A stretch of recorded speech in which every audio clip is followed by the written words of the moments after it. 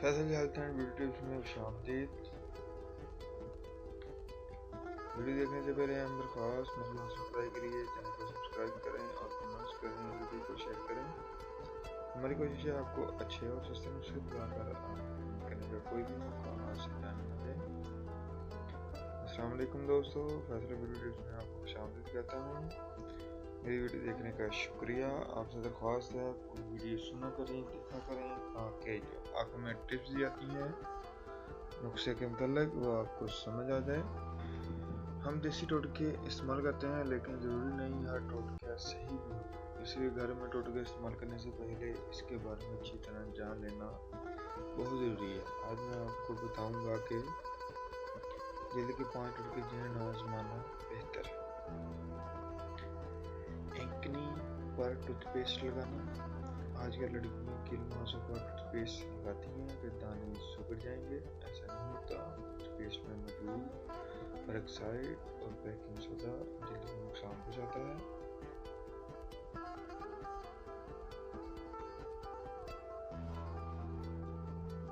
جوڑ پر hydrogen peroxide لگانا۔ لوگ جوڑ پر زخم کی صفائی کے لیے ہائیڈروجن پیروکسائڈ کا استعمال کرتے ہیں،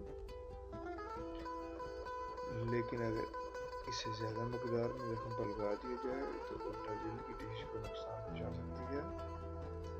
جلن پر مکھن لگانا۔ جلن پر مکھن لگانے سے وقتی طور پر جلن کم ہو جاتی ہے، لیکن اس سے انفیکشن ہونے کا خطرہ ہوتا ہے۔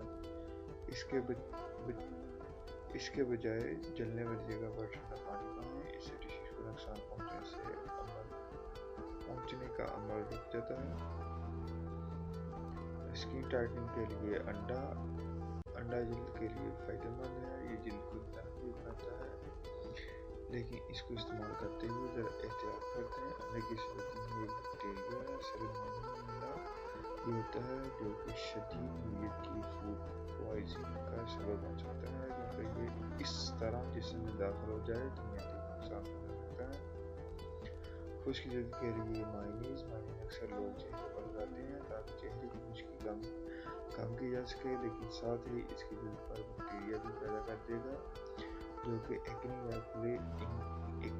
یا کھلے انسان کی وجہ بنے گی۔ ویڈیو دیکھنے کا شکریہ۔ امید ہے آپ کو ویڈیو پسند آئی ہوگی۔ کمنٹس کریں، لائک کریں اور شیئر کریں اور ہمارے چینل کو سبسکرائب کریں تاکہ ہم جو بھی نئی ویڈیو بناتے ہیں وہ آپ تک بر وقت پہنچ سکے۔